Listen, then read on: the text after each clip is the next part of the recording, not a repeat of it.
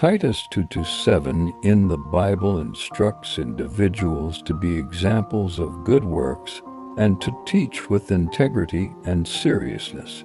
It emphasizes the importance of living a life that reflects the teachings, demonstrating seriousness and purity in both actions and speech. Have you ever wondered what it truly means to lead by example?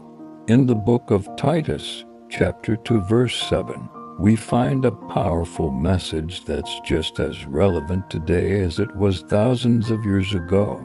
It tells us to be a pattern of good works, showing sincerity and integrity in everything we do.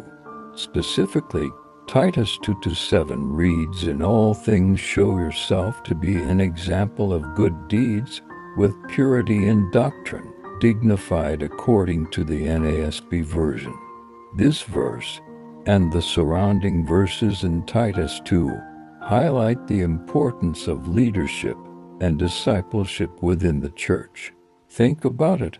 We're all role models to someone, whether we realize it or not. Your actions speak louder than words, creating ripples that influence those around you. It's like leaving footprints in the sand. Others will follow the path you create. Aspects of Titus 2:7. In all things show yourself to be an example.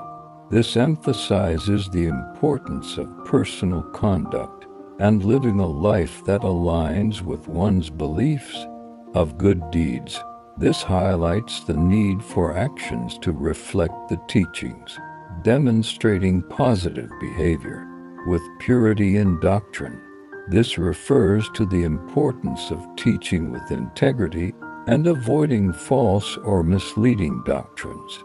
Dignified, this emphasizes the need for seriousness and a respectable demeanor in both teaching and daily life. This ancient wisdom isn't just about doing good deeds.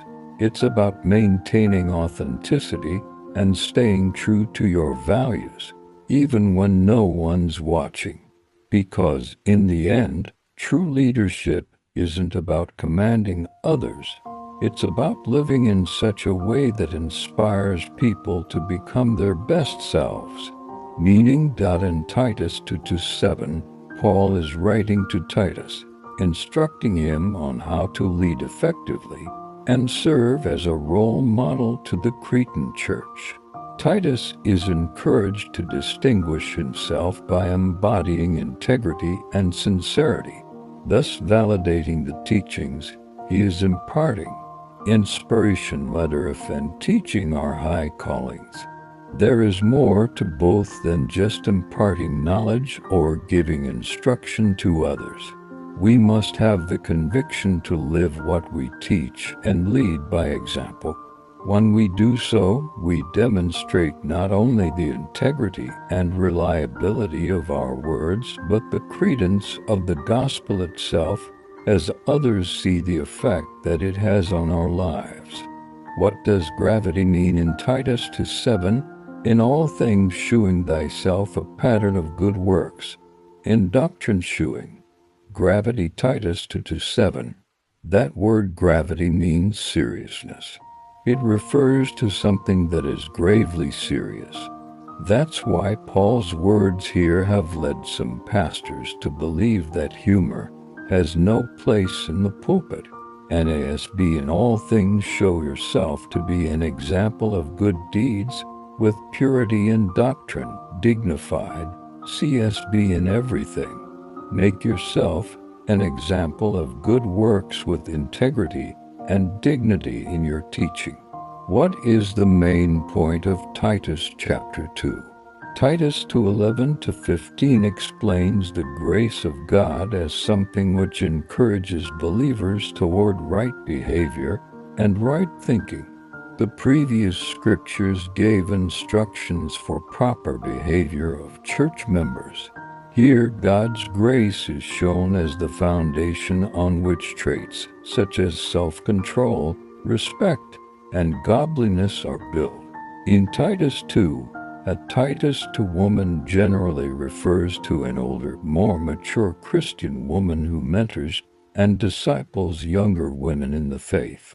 This concept is derived from Paul's instructions in Titus 2:3-5, where he encourages older women to teach younger women how to live godly lives.